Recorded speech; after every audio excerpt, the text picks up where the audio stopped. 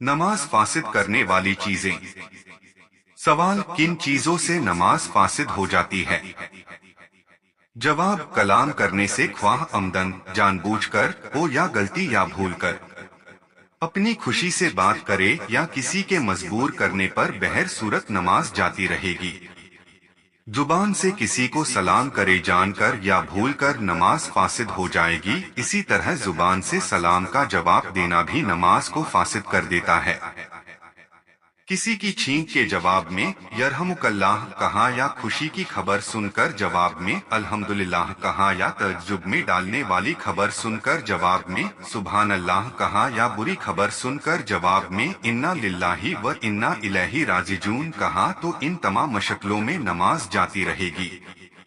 लेकिन अगर खुद उसी को छींक आई तो हुक्म है कि चुप रहे, और अगर अल्हम्दुलिल्लाह कह लिया तो भी नमाज में हरज नहीं। नमाज पढ़ने वाले ने अपने इमाम के अलावा दूसरे को लुक्मा दिया, याद दिलाया, तो नमाज फासिद हो गई। इसी तरह अपने मुक्तदी के अलावा दूसरे का लुक्मा लेना भी नमाज को फासिद कर देता है। और गलत लुक्मा देने से लुक्मा देने वाले की नमाज जाती रहती है। अल्लाहु अकबर की अलिफ को बेचकर अल्लाहु अकबर या अकबर या अकबार कहना नमाज को फासिद कर देता है। इसी तरह अल्लाहु अकबर की रको द पढ़ने से नमाज फासिद हो जाती है। और नस्तऊन को नस्ताजीन पढ़ने से नमाज जाती रहती है। और अनामत की तकोज बर के बजाय जेर या पेश पढ़ने से नमाज फासिद हो जाती है। आह ओह उफ्तुफ दर्द या मुसीबत की वजह से कहे या आवाज के साथ रोए और हुरूफ अक्षर पैदा हुए तो इन सब सूरतों में नमाज जाती रहेगी। लेकिन अगर मरीज की जुबान से बेइख्तियार आह या ओह निकले तो नमाज फासिद न हुई। इसी तरह छींक, खांसी, जमाही और डेकार में जितने हुरूफ मजबूरन निकलते हैं मुआफ हैं।